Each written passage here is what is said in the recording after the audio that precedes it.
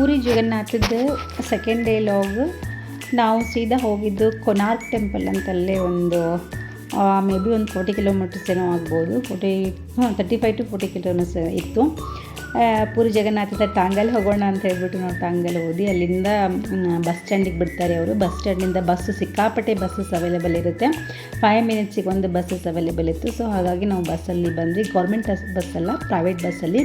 ಕೊನಾರ್ಕಿಗೆ ಬಂದು ಅಲ್ಲೇ ಟೆಂಪಲ್ ಎದುರುಗಡೆನೇ ಇಳಿಸ್ತಾರೆ. ಅಲ್ಲಿ ಇಳ್ಕೊಂಡಾದಮೇಲೆ ಅಲ್ಲಂತೂ ಸಿಕ್ಕಾಪಟ್ಟೆ ತುಂಬ ಕಡಿಮೆ ರೇಟಲ್ಲೇ ಶಾಪಿಂಗ್ ಮಾಡ್ಬೋದು. ಅಷ್ಟು ಚೆನ್ನಾಗೆಲ್ಲ ಸಿಗುತ್ತೆ. ಚಾಪೆ, ಬ್ಯಾಗು ಎಲ್ಲನೂ ಇರುತ್ತೆ. ಹಾಗೆ ನಾವು ಎಳ್ನೀರು ಕುಟ್ಕೊಂಡು ಒಳಗಡೆ ಹೋಗ್ತಾ ಇದ್ವಿ. ನನಗಿನ್ನೂ ಹೋಗುವಾಗಲೇ ಎಲ್ಲ ತೊಗೋಬೇಕಂತೆಲ್ಲ ಅನ್ನಿಸ್ತಾ ಇತ್ತು. ಸೊ ಒಳಗಡೆ ಹೋಗಿ ಬರುವಾಗ ಶಾಪಿಂಗ್ ಮಾಡಿದ್ರೆ ಆಯಿತು ಅಂತ ಅಂದ್ಕೊಂಡು ಎಲ್ಲ ನೋಡ್ಕೊಂಡು ಹೋಗ್ತಾ ಇದ್ವಿ. ಬ್ಯಾಗೂ ಅಷ್ಟೇ, ಇಲ್ಲಿ ಬ್ಯಾಂಗ್ಳೂರಲ್ಲಿ ತೊಗೊಂಡ್ರೆ 700, 800 ಎಲ್ಲ ಆಗುತ್ತೆ. ಬಟ್ ಅಲ್ಲಿ ಬರೀ 350, 250, 350 ಎಲ್ಲ ಬರ್ತಾಯಿತ್ತು.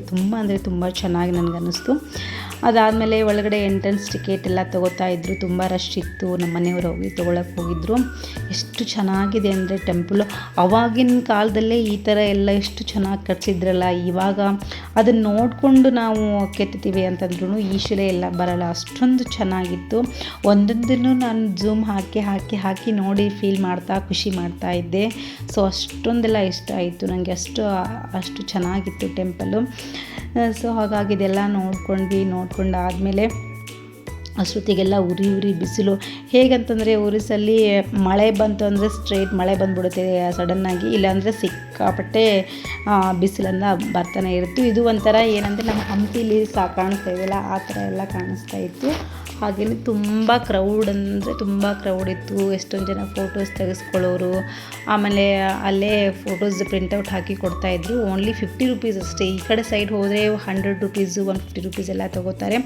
ಅಲ್ಲಿಂದ ಮುಗಿಸ್ಕೊಂಡು ನಾವು ಇಲ್ಲಿ ಸಮುದ್ರ ಆರತಿ ನೋಡಬೇಕು ಅಂತ ಹೇಳಿಬಿಟ್ಟು ಸೀದಾ ನಾವು ಇದಕ್ಕೆ ಬಂದ್ವಿ, ಪೂರಿಗೆ ಬಂದ್ವಿ. ಪೂರಿಲಿ ಅಲ್ಲಿನೂ ಒಂದು ಚಂದ್ರಭಾಗ ಬೀಚ್ ಅಂತಿದೆ, ಬಟ್ ಅಲ್ಲಿ ನಾವು ವಿಸಿಟ್ ಮಾಡಲಿಲ್ಲ. ಪೂರಿಗೆ ಬಂದುಬಿಟ್ಟು ಪೂರಿ ಬೀಚ್ಗೆ ಹೋದ್ವಿ ನಾವು, ಗೋಲ್ಡನ್ ಬೀಚ್ ಅಂತ ಹೇಳ್ಬಿಟ್ಟು. ಅಲ್ಲಿ ಒಂಟಿ ಸವಾರಿ ಎಲ್ಲ ಇತ್ತು. ಒಂಟೆ ಮೇಲೆ ಹೋಗೋಣ ಅಂತೆಲ್ಲ ನನ್ನ ಮಕ್ಕಳು ಕೇಳಿದ್ರು. ಸೊ ಹಾಗಾಗಿ ನೋಡಿ ನಮ್ಮ ರಾಜ ನಗ್ತಾ ಇದ್ದಾನೆ. ಸೊ ಒಂಟೆ ಸವಾರಿ ತುಂಬ ಚೆನ್ನಾಗಿತ್ತು. ಹೇಗೆ ಅಂದರೆ ಗೋಲ್ಡನ್ ಬೀಚ್ ಎಷ್ಟು ದೂರ ನಡ್ಕೊಂಡು ಹೋಗ್ತೀವಿ ಅಷ್ಟು ದೂರ ತನಕನೂ ಶಾಪಿಂಗ್ ಸೆಂಟರ್ಸ್ ಎಲ್ಲ ಇದೆ. ಹಾಗೆ ಮಕ್ಕಳು ಸ್ವಲ್ಪ ಡ್ರೆಸ್ ಚೇಂಜ್ ಮಾಡಿಕೊಂಡು ಆಟ ಆಡ್ತೀವಿ ಅಂತ ಹೇಳ್ಬಿಟ್ರು. ಹುಡುಗರಿಗೆ ಟೆಂಪಲ್ ನೋಡೋದಕ್ಕಿಂತನೂ ಬೀಚಲ್ಲಿ ಆಟ ಆಡೋದು ಅದೇ ಇದ್ರೇ ಖುಷಿ ಅಲ್ವಾ. ಸೊ ಹಾಗಾಗಿ ಅವರು ತುಂಬ ಟೈಮ್ ಸ್ಪೆಂಡ್ ಮಾಡಿದ್ರು. ಹಾಗೆ ನಾವು ಸ್ವಲ್ಪ ಟೀ ಕುಡ್ಕೊಂಡು ಅಲ್ಲಿಂದ ನಾವು ಸಮುದ್ರ ಆರತಿ ನೋಡೋಕ್ಕೆ ಹೋಗ್ತಾ ಇದ್ವಿ. ಅದು ಎಂಡಲ್ಲಿತ್ತು ಹೇಳಬೇಕಂದ್ರೆ. ನಾವು ಅದಕ್ಕೊಂದು 1 ಕಿಲೋಮೀಟರ್ನೇ ಇತ್ತು. ಸೊ ಬೈ ವಾಕ್ಗೆ ನಾವು ಹಂಗೆ ಹೋಗ್ತಾನೆ ಇದ್ವಿ. ಅಷ್ಟೊತ್ತಿಗೆಲ್ಲ ಸಮುದ್ರ ಆರತಿ ಆಗಿತ್ತು. ಆ ದೀಪ ಒಂದು ಸಿಕ್ತಲ್ಲ ಅಂತ ಹೇಳ್ಬಿಟ್ಟು ಖುಷಿ ಆಯಿತು. ಸೊ ನೋಡಿಕೊಂಡು ದೀಪದ ಇದನ್ನು ನಾವು ಬ್ಲೆಸ್ಸಿಂಗ್ ಎಲ್ಲ ತೊಗೊಂಡು, ಹಾಗೆ ಆ ದೀಪದ ಬ್ಲೆಸ್ಸಿಂಗ್ ತೊಗೋಬೇಕು ಅಂತಂದ್ರೆ ತುಂಬ ಕ್ಯೂ ಹಚ್ಚಬೇಕು. ಎಲ್ಲಿ ಹೋದ್ರೂ ಒರಿಸ್ಸಲ್ಲಿ ನಾನು ಹೇಳ್ತೀನಿ ಎಲ್ಲ ಕಡೆ ಅಂದರೂ ದುಡ್ಡು ಅಂತಲೇ ಇರ್ತಾರೆ. ಸ್ವಲ್ಪ ಬಿಡೋದೇ ಇಲ್ಲ ಅವರು. ಸ್ವಲ್ಪ ಅಂತಂದರೆ ಕಾಣಿಸೋಕ್ಕೆ ಚೆನ್ನಾಗಿತ್ತು ಅಂತಂದರೆ ಅವ್ರಿಗೆ ಒಂಥರ ಸ್ಪೆಷಲಾಗಿ ಟ್ರೀಟ್ ಮಾಡೋದು ಈ ಥರ ಎಲ್ಲ ಇದೆ ಅಲ್ಲಿ. ಇದರಲ್ಲಿ ನಾನು ತೋರಿಸ್ತಾ ಇರೋದು ಒಂದು ಅಪಾರ್ಟ್ಮೆಂಟು. ತುಂಬ ಚೆನ್ನಾಗಿತ್ತು. ಆಮೇಲೆ ಹೇಳಿದ್ನಲ್ಲ ಶಾಪಿಂಗ್ ಸೆಂಟರ್ಸ್ ಎಷ್ಟು ದೂರ ಹೋದರೂ ಅಷ್ಟು ದೂರ ಇತ್ತು. ನೆಕ್ಸ್ಟ್ ಡೇ ನಾವು ಹೋಗಿದ್ದು ಅಲ್ಲೇ ಗುಪ್ತ ಬೃಂದಾವನ ಅಂತಿದೆ. ಸೊ ಪೂರಿಲಿ 1-2 ಟೆಂಪಲ್ ಇನ್ನೂ ಉಳ್ಕೊಂಡಿದ್ವು. ಅದನ್ನು ನೋಡಿಕೊಂಡು ನಾವು ಇಲ್ಲಿ ಬೀಡ್ ಹನುಮಾನು ಮತ್ತು ಸಸುಜ್ಜಿ ಅಂತ ಹೇಳಿ ಒಂದೇನೋ ಟೆಂಪಲ್ ಇತ್ತು, ಅಲ್ಲಿಗೆ ಹೋಗಿದ್ವಿ. ಭಗವಂತ ಅಲ್ಲಿ ಒಳಗಡೆ ಹೋದರೆ ಏನು ಮಾಡಿದ್ರು ಬಿಡಲೇ ಇಲ್ಲ. ಒಂದು 2000 ರೂಪೀಸ್ ಇಸ್ಕೊಂಡ್ರು. ಇದು ಏನೋ ಹಾತಿ ಏನೋ ಕೊಟ್ಟರು ನಮಗೆ. ಹೋಗಲಿ ಬಿಡು, ದೇವರಿಗೆ ಕೊಟ್ಟಿದ್ದೀವಲ್ಲ ಅಂತ ಅಂದ್ಕೊಂಡು ಅಲ್ಲಿಂದ ನಾವು ಅದೆಲ್ಲ ಮುಗಿಸ್ಕೊಂಡು ಗುಪ್ತ ಬೃಂದಾವನ ಅಂತಿತ್ತು. ಒಳಗಡೆನೇ ಎಲ್ಲ ಥರದ್ದು ದೇವ್ರನ್ನೂ ಮಾಡಿದ್ದಾರೆ. ಇವನ್ ವಿಷ್ಣುಜಿ, ಹನುಮಾನ್ಜಿ, ಆಮೇಲೆ ಮಹರ್ಷಿಗಳು ಎಲ್ಲರನ್ನೂ ಮಾಡಿದ್ದಾರೆ. ತುಂಬ ಚೆನ್ನಾಗಿ ಇದೆ. ಹಾಗೆ ಮಕ್ಕಳಿಗೆ ಆಟ ಆಡೋಕ್ಕೆ ಕೂಡ ಅಲ್ಲೇ ಇದೆ. ಇನ್ ಕೇಸ್ ನೀವೇನಾದರೂ ಒರಿಸ್ಸಕ್ಕೆ ಹೋದರೆ ಈ ಪ್ಲೇಸನ್ನು ನೀವು ಮಿಸ್ ಮಾಡಲೇಬೇಡಿ, ಅಷ್ಟು ಚೆನ್ನಾಗಿದೆ. ನಾನು ತುಂಬ ಪ್ರಿಫರ್ ಮಾಡ್ತೀನಿ ಇದನ್ನು. ಸೊ ಅಲ್ಲೆಲ್ಲ ನೋಡಿಕೊಂಡು ಒಳಗಡೆನೂ ಅಷ್ಟೇ ರಾಧಾ ರಾಣಿ ಆಮೇಲೆ ಕೃಷ್ಣಾಜಿ ತುಂಬ ಚೆನ್ನಾಗಿ ಡೆಕೋರೇಟ್ ಮಾಡಿದ್ದೆಲ್ಲ ಇತ್ತು. ತುಂಬಾ ಇಷ್ಟ ಆಯಿತು ಅಂತಲೇ ಹೇಳಬಹುದು. ಬಟ್ ಏನಂದರೆ ಮಂಕೀಸ್ ಕಾಟ ಅಂದರೆ ತುಂಬ ಇದೆ ಅಲ್ಲಿ. ನೋಡಿಕೊಂಡು ಹೋಗಬೇಕಾಗತ್ತೆ. ಅಂದರೆ ವನ ಟೈಪ್ ಮಾಡಿದ್ದಾರೆ, ಗಾರ್ಡನ್ ಟೈಪ್ ಮಾಡಿದ್ದಾರೆ.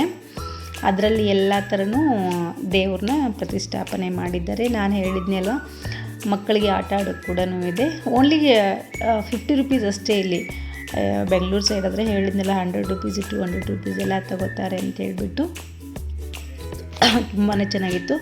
ಅಲ್ಲಿಂದ ಮುಂದೆ ಬಂದರೆ ಒಂದು ಟೆಂಪಲ್ ಇದೆ, ಸೋಮೇಶ್ವರ ಟೆಂಪಲ್ ಏನು ಅಂತ ಇದೆ, ಬಟ್ ದೂರ ಇಲ್ಲ. ಬಟ್ ನಾವಲ್ಲಿ ಏನಂದರೆ ಒಂದು ಆಟೋ ಫಿಕ್ಸ್ ಮಾಡ್ಕೊಂಡ್ಬಿಡ್ಬೇಕು. ನಮಗೆ ಗೊತ್ತಾಗಲಿಲ್ಲ ನೆಕ್ಸ್ಟ್ ಡೇ. ನೀವು ಯಾರಾದರೂ ಹೋಗೋರಿದ್ರೆ ಒಂದು ಆಟೋಗೆ ಹೇಳಿಬಿಡಿ, ಅವ್ರು ತುಂಬ ಕಡಿಮೆನೇ ತೊಗೋತಾರೆ ಫುಲ್ ಡೇ ಅಡ್ಡಾಡೋಕ್ಕೆಲ್ಲನೂ. ನಾವು ಕೊನಾರ್ಕಿಗೆಲ್ಲ ಬಸ್ಸಲ್ಲಿ ಹೋದ್ವಿ ಅಲ್ವಾ, ಸೊ ಬಸ್ಸಲ್ಲಿ ಹೋಗೋದೇನು ಅವಶ್ಯಕತೆ ಇಲ್ಲ. ನಾವು ಕ್ಯಾಬ್ ಅಥವಾ ಒಂದು ಆಟೋ ತೊಗೊಂಡ್ಬಿಟ್ಟೆ. ಅವ್ರು ಇಷ್ಟು ಅಂತ 1000 ರುಪೀಸ್ ಒಳಗಡೆ ಫಸ್ಟ್ ಡೇ ಮತ್ತು ಸೆಕೆಂಡ್ ಡೇ ಎಲ್ಲನೂ ತೋರಿಸ್ತಾರೆ ಅವರು.